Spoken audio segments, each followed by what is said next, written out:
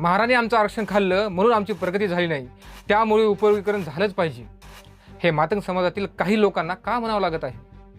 मित्रांनो, प्रत्येकाला बोलण्याचा आणि आपला हक्क मागण्याचा अधिकार आहे, पण आपल्या अधोगतीचं खापर दुसऱ्यावर फोडून प्रश्न सुटणार नाही. मातंग समाजातील काही लोकांच्या म्हणण्यानुसार त्यांची प्रगती झाली नाही.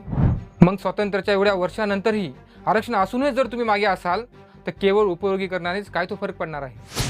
जेव्हा SC आरक्षण लागू झालं तेव्हा जर उपवर्गीकरण करूनच आरक्षण लागू केलं असतं तर आज मातंग समाजाची प्रगती झाली असती का? आणि तो बौद्ध समाजापेक्षा अधिक प्रगत आणि पुढे राहिला असता का? तर नाही.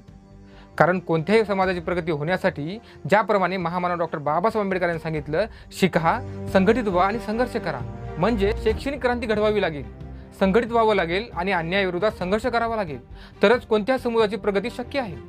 बघायला गेलं तर मातंग समाज मागे आहे का? तर नाही.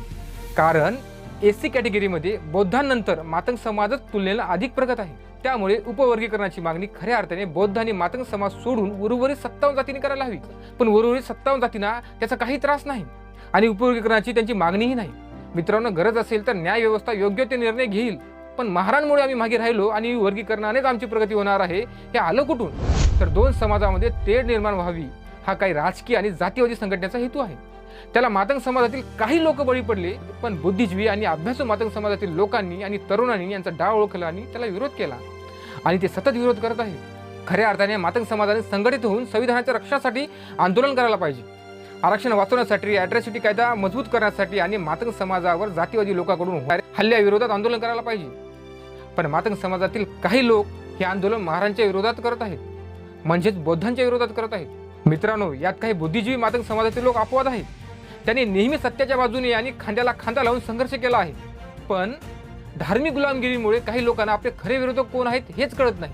ज्यांनी आपल्याला शिक्षणापासून दूर ठेवलं, ज्यांनी मंदिरात प्रवेश दिला नाही, चुकून जरी कोणी मंदिरात प्रवेश केला तर जनावरासारखं मारलं, ज्यांनी प्रत्येक वेळी अपमान केला, ज्यांनी सार्वजनिक विहिरीचं पाणी भरू दिलं नाही, ज्यांनी सन्मानाने जगू दिलं नाही, ज्यांनी जातीवाद केला, भेदाभेद केली आणि अस्पृश्यता पाळून शिवाशिव केली, हे काही लोकांसाठी विरोधक नाहीत.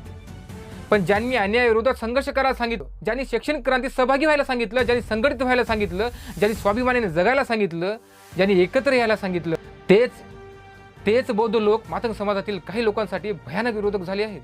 म्हणून पहिले आपले खरे विरोधक कोण आहेत हे ओळखावं लागेल. आणि काही मोजक्या दलाल संघटना आणि काही लोकांमुळे संपूर्ण मातंग समाजाला दोष देणं चुकीचं आहे. शैक्षणिक क्रांती घडवून समाजात परिवर्तन घडवणं गरजेचं आहे आणि दोन्ही समाजातील बुद्धिजीवी लोकांनी एकत्र येऊन प्रस्थापित व्यवस्थेविरोधात लढा देणं गरजेचं आहे. मित्रांनो, तुम्हाला काय वाटतं? कमेंट करून नक्की कळवा. जय भीम.